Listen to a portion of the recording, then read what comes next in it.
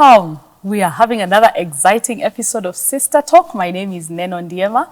You're on Elevate TV, and thank you so much for making time to join us today.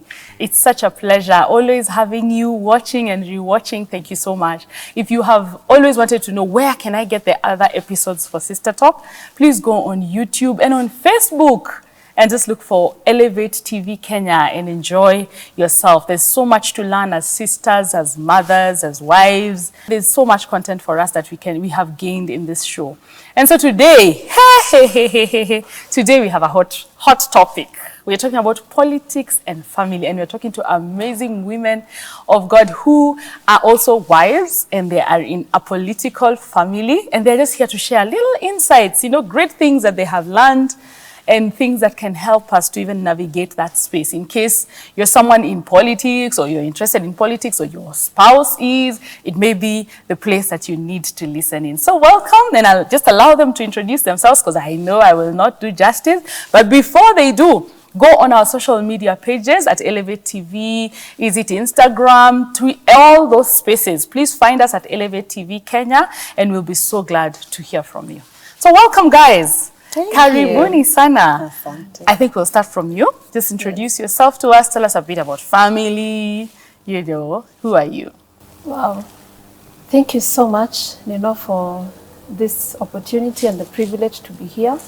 I am so grateful and thankful to God. It's such a good platform to have such a discussion today. And my name is Viola Ruto. I am blessed to be here. I am a wife. A mother. I am a career woman. I'm a banker by profession. A mother of 3, 2 girls and a boy. A wife to a politician. Yes. All those hats are on one head. Okay. On the other hand, also a sister to someone. Wow. And involved in ministry sometimes? Yes, of course. Wow. I'm involved in ministry. I am fellowshipping with SITAM. I am in ladies ministry. We call it Hadassah from our end. So I am one of the youth workers working with the young ladies in church. Wow. And it has been so good just to work with young women, just to let them know and give them the space also to understand themselves as young women as they grow up. And yes, that is me. In a nutshell, but you sound like you have like 20 hats and you have like 48 hours. But nice to have you, Viola. Thank you so Welcome much. to the show. All right. Over to you. Wow, thank you. Thank you, Nenoh. It's a pleasure meeting you. And also meeting Viola. And I don't know actually where to begin. When you talk of introduction, I think as women we have a lot to say. Yes. I am Dr. Susan Kagosha. I am a daughter of the Most High. Oh, come on. A daughter of my mother and father. And I'm a wife to Kagosha, Honorable Kagosha. Oh, wow. That word is still sinking. The honorable bit. Yes, he's the MP of Mukurweini constituency. Oh, wow. In Nyeri County. He has previously been the Speaker of Nyeri County. Wow.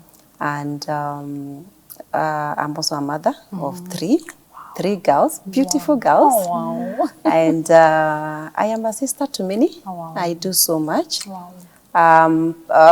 Professionally, I am a trained public health specialist. Oh, wow. I do work a lot with matters consultancies on public health. And I also do a lot to do with health systems. You have seen what COVID has done to us world over.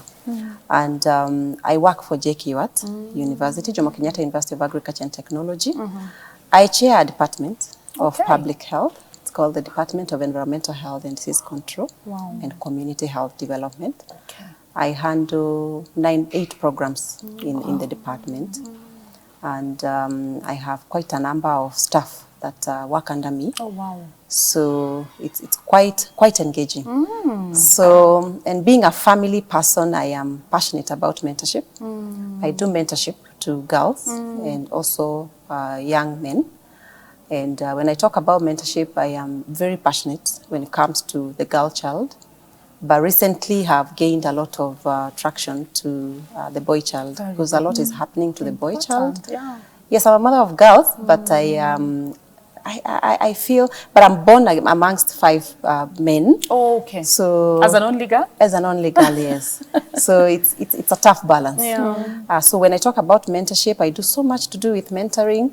And if you look at my Twitter handle, Facebook, and all my platforms, I usually I have a tagline: mentored to mentor. Okay. Because I believe mentorship should be passed on. If you had an opportunity to be mentored by someone, whether by looking, whether by interaction, or by whichever way, you should be in a position to pass that down. I am trained up to PhD level. Wow. A PhD in public health systems. And so in my day-to-day work, I'm very passionate about matters to do with preventive medicine. Okay. And so I do a lot with attending conferences and also doing a lot. So as a mother and now coming back to church, and I'm saying this because a mother wears very many hats. Very At many. home, at work, in church. And now in church, I fellowship at PEFA Kasarani.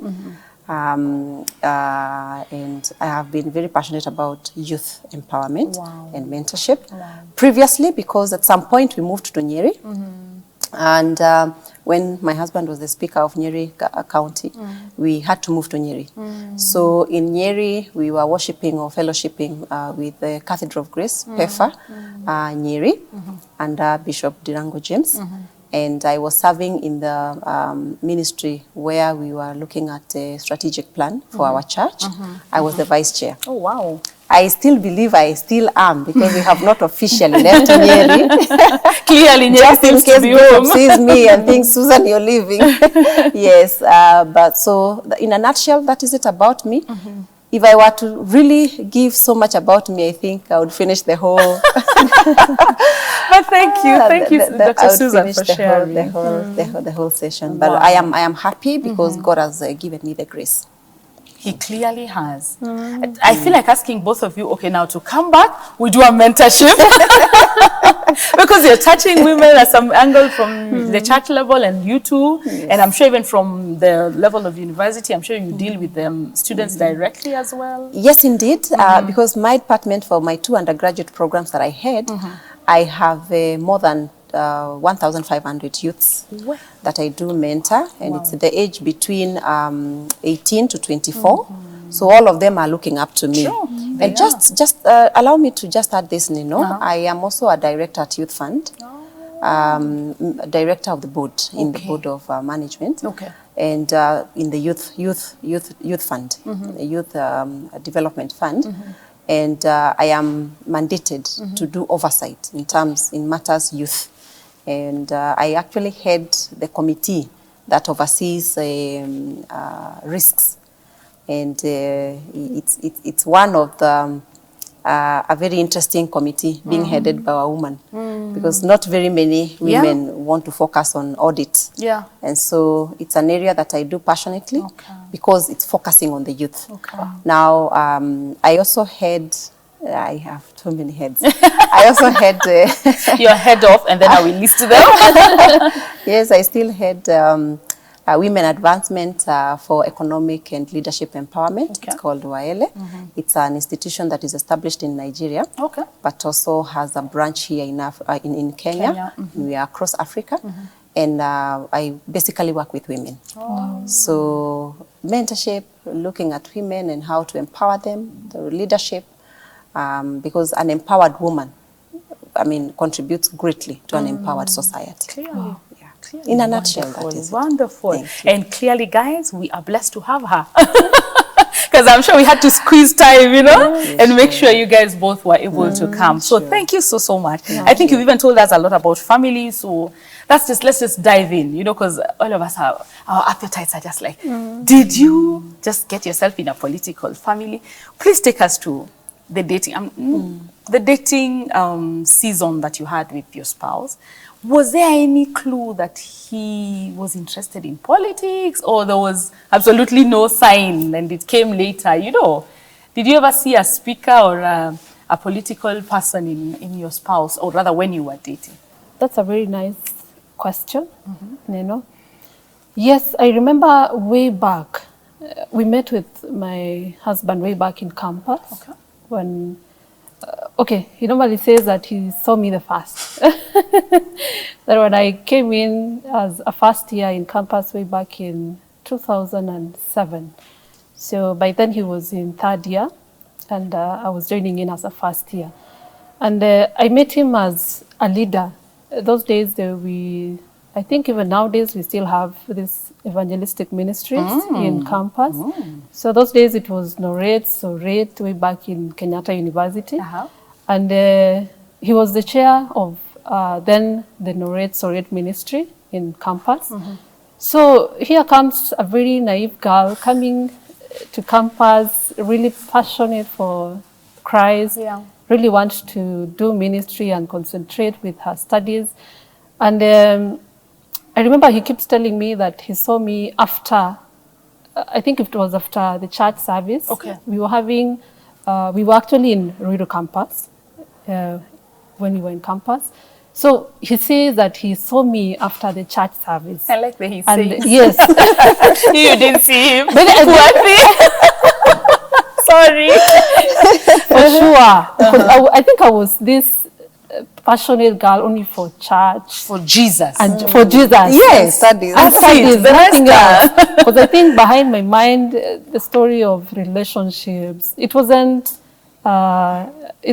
like something for me to really dive to. Yeah. Because I really wanted just to come study and just get to ministry and grow in my salvation and my faith. That's true. So first year, I think it was second semester, is when he now started approaching me. Who are you?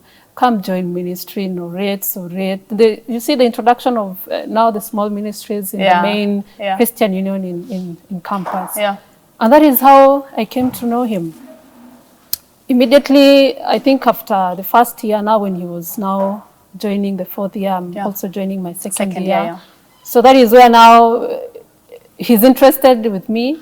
And I'm like, am I really interested for a relationship now? Because I think way back, I had never had a boyfriend before. And I think at some point, maybe going back to after Form 4, I was so passionate with Christ. To an extent, I really wanted to be a nun. Hey. For sure. And I think things didn't go the way I thought, because I think I told my mom, and I was like, I really want to be a nun, just to serve God and really do ministry. And I think my mom told me, his story haitafikia your dad. And I was like, I now have to open up and maybe at some point get to relationship. Think of marriage. Yes. And at this point when he approached. Yes, when he approached me and he was like, we can have and be good friends. And seeing him as a leader from wherever he was in the ministry, his passion for ministry, his passion for Christ. Here we were, and we were good friends. Then at some point in third year also, he decided to vie for a student leadership with his passion for politics. Hey. But I didn't say his name. By the way, his name is Haron Ruto. Yes. So he was very passionate for leadership way back in campus. Oh. And I think that is where his political life started. Okay. Because in 2009, that is when now he was a student leader in campus for Ruiru campus. And I think also that is where I also came to learn about politics, because I was very involved in his student campaign leadership during that season. You were already dating? Yes, we were dating. Okay. Yes, we were dating. So you saw it, you saw yes, politics. I saw it coming. I knew I'm getting married or during that. And when we got into relationship, myself and him, it was a thing of this relationship is getting to marriage. Oh, nice. It wasn't, let's try, let's see how it will go. It was a relationship that was getting to marriage. that was the decision that we made when we said, let's start this relationship. Wow. We'll come back to you and just ask, so when did it finally become the real politics and the reality? But let's hear Sue's story. When you got to dating, you know, with the Honorable Kagusha, let's call him by his new name. Or is it at that time, did you see signs of a politician, someone who'd be interested in politics and governance, or there was no clue? I think it's interesting because today's topic is politics and family, and our story is not very different from Viola's and Ruto's story. We met in KU. Okay. And he was ahead of me. But our meeting was very interesting because I was a class rep and I was a very forceful girl. So there's this time, our program, we used to be left at that trimester. And so at that point, he had become, 2007, he had become the student president. Oh, really? Yes. So this time round, I approached him and I'm telling him, our students have no help. We have what? We have do not have rooms. We have, the university has denied us food. We have nothing. This is first meeting. Yes. First, you know, and the students were behind me and they're like, yes, tell him. And I was like, you're our president and we need 1, 2, 3. Wow. And he was like, oh, okay, we will talk to the university management. And that is how, that was my first meeting, my first ever meeting him. But I knew him now from the photos and from the campaigns when he was campaigning. And I remember we used to just see a man who was very passionate, number one, for God. Oh, wow. Because he was also in KUCU. Wow. At some point, he was the chairman of the editorial board. Oh, wow. And so when we were being left in our third trimester, I also used to serve in KUCU. And at one point, I was an usher. So that was after we had met. I was asking for students' rights. And he First actually, meeting. yes, because at some point I had thought I would be a Congress lady. Of course. It's only that I never really pursued that at personal level. Okay. But I decided, let me remain a class rep. I will do best in this. Wow. And so for him, once now I met him that way, the next meeting was like we met somewhere along Cassandra, and that is where we always say this began. There's a street in KU that is called Cassandra, and that's where we met, and he gave me his card. He told me... He had a card. Yes, And he he was a student president. Wow. So he was ahead. He was not like just... Shimia, salute you. Yes. So he gave me his card. And at that point, I remember I used to look out for some work. So sometimes I would even travel as a research assistant. I was very aggressive. So, and I think the aggression that I had on talking about student matters, the same thing I applied to myself. So at some point I was working as a research assistant, so I would go very many places, including Mombasa. I would go to Mombasa, go work, come with money. At this point, you're in undergrad. Yes, undergraduate. Wow. Second year, third year. Actually, I hope you're 2007 I was listening. 30. You undergrad student. Wonderful. Yes. So I remember when we met Cassandra, he gave me the card and he told me, here is my number, you may call me. And that was it. And me, I put the card and that was it. So I remember 2007, just when he was just about to graduate, I did a text and I reminded him, hey, student president, how are you? I remember you promised coffee. And you know what? He had not even promised coffee. I think I fixed him. I think it's where you see potential and you see with my aggression, I thought there is somebody I can, direct this aggression to. So technically there was nothing. Wow. So when he was leaving, he invited me for his graduation, 2007. And he tells me he had not known who he had actually invited for his graduation. Because he couldn't remember my face. He says he just hit send message to friends. And friends appeared for graduation, so I appeared. And I appeared properly for his graduation. I appeared in pink. Wow. Yes, baby pink. Yes. Dress, dress, baby pink and shoes. Baby pink. I can just remember the attire. Okay. That time now I was in fourth year. And he was now graduating. Yeah. So that was it. That's how we somehow I appeared and I took a gift. And and a card. Organized. And by the way, when he saw me, he was surprised. He was still thinking, okay, I know her, I have seen her, but he couldn't really remember. So I'm remembering at that point, 2008 now, he started showing interest. I was still a student, So he would tell me he will come so that we can do coffee. But in KU, there was no coffee. So in KU, it was, there's somewhere we used to call Culture Village. Yes, yes. And we'd go there and do remember. uji. So I allowed him and we went and did uji. But that time now he was already working with Equity. Okay. Equity Bank, but he had been posted to KU. So that's the story of how we began. So I knew from the word go, if I ever got in his life, Yeah. he would be in the political line. It was so clear. Really? So, and even after now, it's a long story, but to cut the long story short, when we eventually now started dating, 2008, almost the tail end of 2008, Yeah. when we started dating now, I was clear that this guy will end up in politics. But we somehow, you know, those things that you put at the back of your mind, then you decide, I will rekindle them when they come, and I would say, I do not want you to be in politics. Really? Yes, I had told myself at one point. You I will was still direct him? Yes, I will still direct him. I think you should be a pastor. In fact, I had told him, I think you suit very well. You suit very well being a pastor, but his higher calling, and I decided, let me support his calling. So we wedded. We wedded in 2010. Okay. He engaged me sometime in 2009, 2010 we wedded, and the journey began. And within the first year, I knew this guy is headed to politics. Definitely we need to come back to that. I mean, this story is just unfolding. Hey, now, I'm listening to you and I'm thinking, I wonder who the politician was in that home, but we will come back to this. I'm also asking myself. I know. So Viola, tell us, when did this story, okay, you know, student politics and student leadership is really not, that one is not too bad. Okay, not too bad, as if politics is bad. It's not bad, but it's not too challenging, and the reality is not as much. And then you're not in his life every day, you know. So when did this political aspirations and dreams become a real reality, like after school now? Wow. So the political life now getting to the reality of politics outside school. Yes. So he graduated from school himself and he went to join, actually got to an NGO that is Red Cross. That was his first job.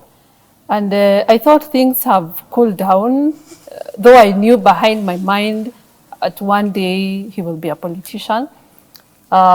In 2012, that is when we got married. Okay.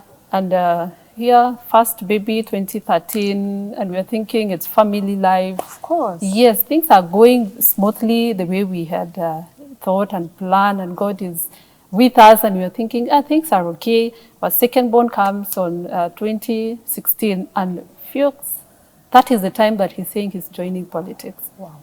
And for me, I think it got me on surprise, because I didn't imagine it was that early. Because I was thinking maybe he will join politics, active politics, maybe when our children are in their 20s. When we have settled down as a family, we actually have a full vision and a direction of what we are doing. You already have a source of income as a family.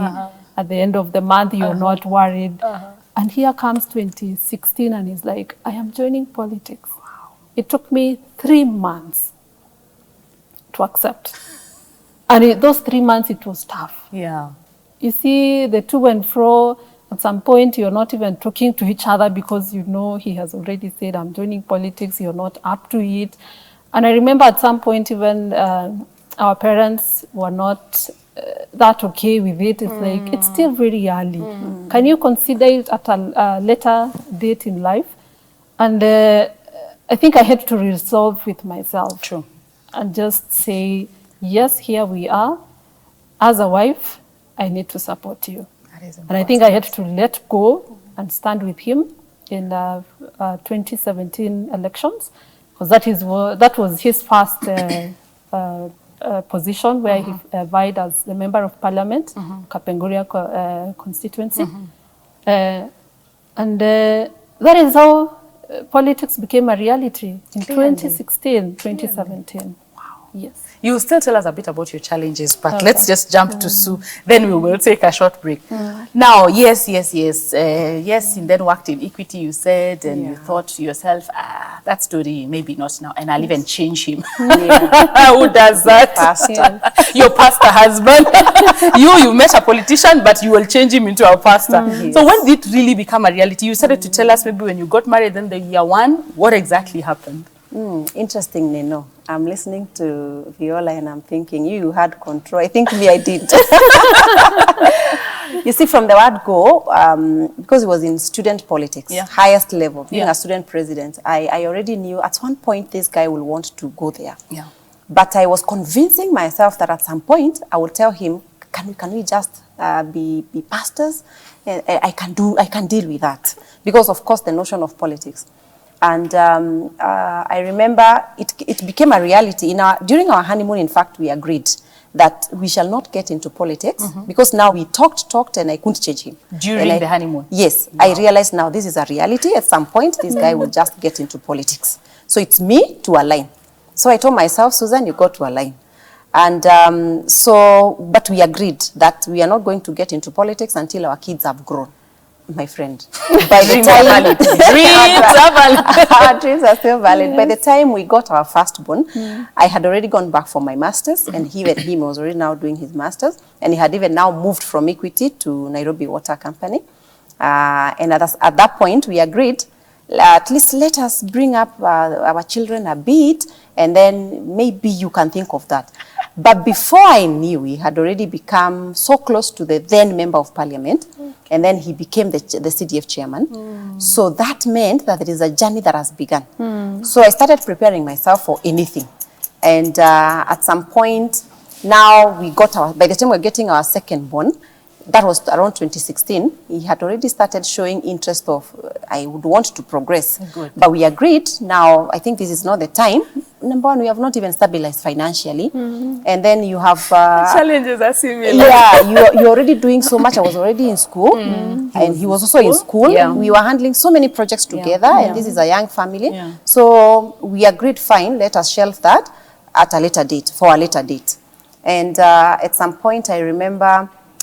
just when the 2017 elections had been concluded, he was called by the then governor, Gakuru, the deceased, our late governor, our second governor, and he was actually told, you're so quiet, why are you not interested in anything?